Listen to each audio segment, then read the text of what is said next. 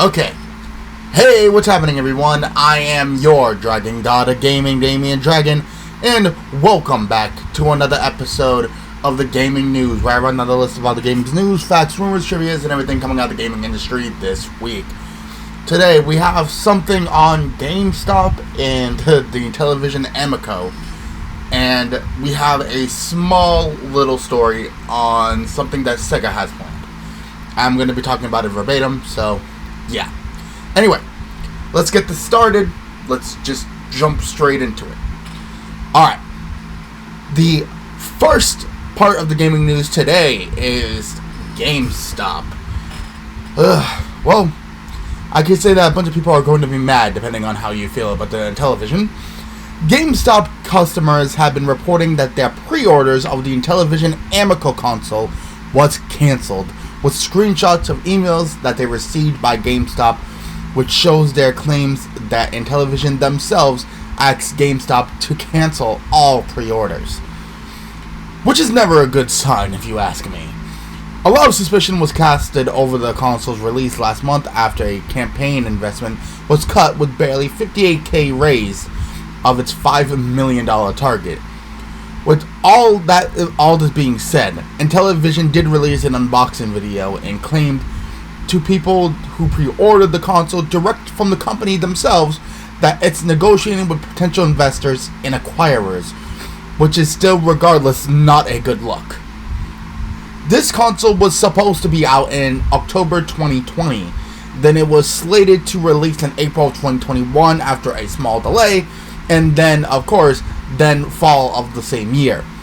The third delay was in August, when the company emailed customers who pre-ordered and told them it would be delayed and would be released on a date to be confirmed at the end of 2021, which again was missed. Ladies and gentlemen, we have moved past red flags on this console and moved square into black flag territory, where I can almost tell you with absolute certainty that this console is not worth it. It has been delayed over 4 times now, and they keep giving excuses for not releasing the damn console. There's clearly something wrong with it, which is not good. Keep your money and spend it on something else.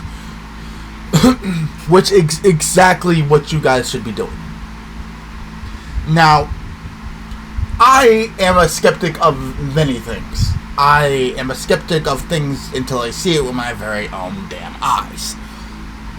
But what I can say for definite is that when a console was supposed to be released 2 years ago, then was delayed until a certain date in the year right afterwards, and then delayed again until a certain point at the end of that year, and still was missed, and now they're delaying it yet again. At that point, there is no waiting no more. And Intellivision, I am sorry, but you guys screwed your own reputation.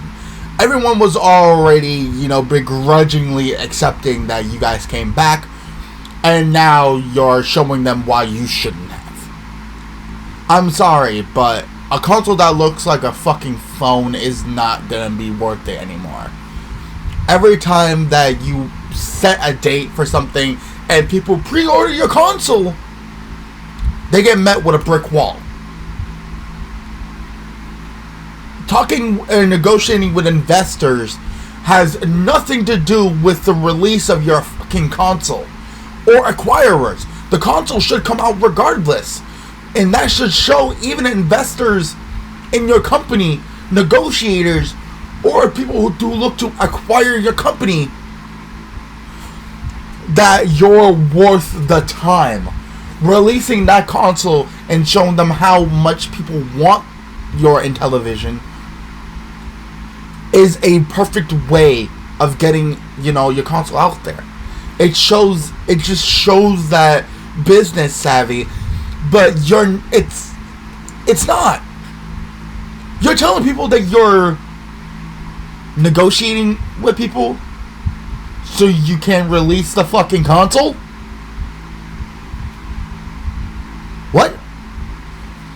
What sense does that make? It really doesn't. There is no sense being made here. In television, there is no sense being made. Buddy, bottom mine. You've already ran out your stay. Incredibly. So, do I think that anyone should be, wasting their money on the Intellivision Amico? At this point, no. If it was the second delay and they had released it after that second delay, okay, that's fine. But it's the fourth. You were given more than three tries. So, ladies and gentlemen, in my opinion as a gamer and studying all gaming things, this is a definite black flag. We moved past red flags into black flag territory, where that black flag signifying, yeah, absolutely no-go. This is a no-go. You entered Red Dead Redemption territory, no. You know what I mean? That's where that is. That black flag symbolizes the utter death of a console. You have reached black flag territory. That's it. I'm sorry, for anyone who has done that and actually sees my video, get your money back. And if you have your money back, don't waste it again on it. This is the fourth time. Four delays over 2 years that they were supposed to release a fucking console. And a part of me is thinking that they don't even have a damn console. They can unbox it all they want. And showing an unboxing. But you guys are being lied to at this point. Do not let them lie to you more. Anyway, let's move on to a little bit of a verbatim talk. This is coming from Kotaku.com, and this is written by Chris Scullion. I'm gonna read it just a little bit and then give my opinion on it.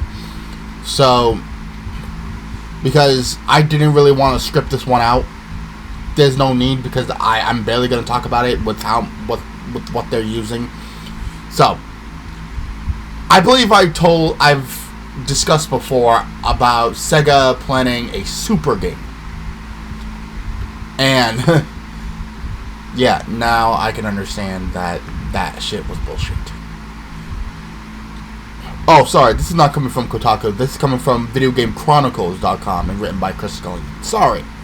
Wrong site. Should have looked up.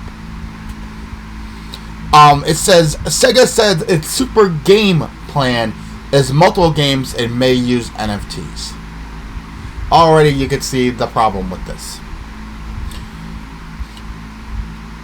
It was previously believed that the codename referred to a single AAA title. Yep, I thought so too. Anyway, Sega has shed more light on its Super Game project, explaining that it actually refers to multiple games, that some of them could incorporate cloud or NFT technology. In May 2021, the company revealed during a financial results presentation that its long-term plan included a 5-year strategy called Creation of Super Game. Its parent company, Sega Sammy, then claimed in November that it would consider investing up to $100 billion, well, 100 billion yen, aka $882 million, over the next 5 years to achieve its Super Game ambitions. At the time, it was believed that the Super Game was going to be a single enormous title, but a new internal interview that has clarified that it refers to a description Sega is giving to a number of high-budget games it has planned. In an interview of Sega on Sega Japan's recruitment website translated by VGC, Executive VP Shuji Yatsumi explained Sega offers a wide range of game content, including hardware and arcade content, which is made possible by its diverse range of technologies. We have defined Super Game as the development of AAA titles that cross over Sega's comprehensive range of technologies, and we will aim to achieve this in our 5-year plan. Explaining further, Itsumi said several titles are being developed within the framework of Super Game, which Each title will vary. There is no doubt that there will be interactive titles that go beyond the traditional framework of games.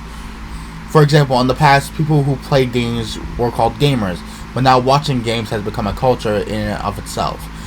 And such people could no longer be called gamers. I think this is a great potential in the relationship between people who watch and play games. We are thinking of creating new entertainment within these possibilities. According to Atsumi, a super game title has to meet 4 main criteria. 1. Multi-platform. 2. Global multi-language development. 3. Simultaneous worldwide release. And 4. AAA titles. In other words, you can imagine that the scale of game development that will be that of a global blockbuster. Sega's general manager Katsuya Heisei added, "Several projects are currently underway for Super Game. In my department, around 50 people are already involved in the initial stages. We expect that the final number of employees will be up to several hundreds. Super Game project could also incorporate cloud technology and NFTs, 2 technologies Sega has really recently been getting involved with, which you shouldn't." Sega producer Masayoshi Kikuchi explained during the same interview, "Gaming has a history of expansion through the connection of various cultures and technology. For example, social networking and game video viewing are recent examples."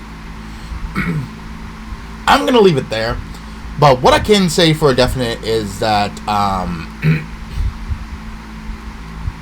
Sega, what the hell are you guys doing? This does not bode well. I'm sorry, this does not bode well. You can already see the huge fucking, gap that needs to be addressed here with the whole console. The whole thing. You know what I mean? NFTs, one, people are getting, despising right now and thinking that you're going to incorporate that into a plan. Obviously, you're short-sighted. Second, 3 of those 4 criterias are used on multiple games every single year, which it shouldn't be called a super game. Sorry, but that's not a thing no more. You can call it a super game all you want, but what we call it is a AAA title. I'm barely going to be editing on this part, but what I can say for a definite is that their thought process here is completely misguided.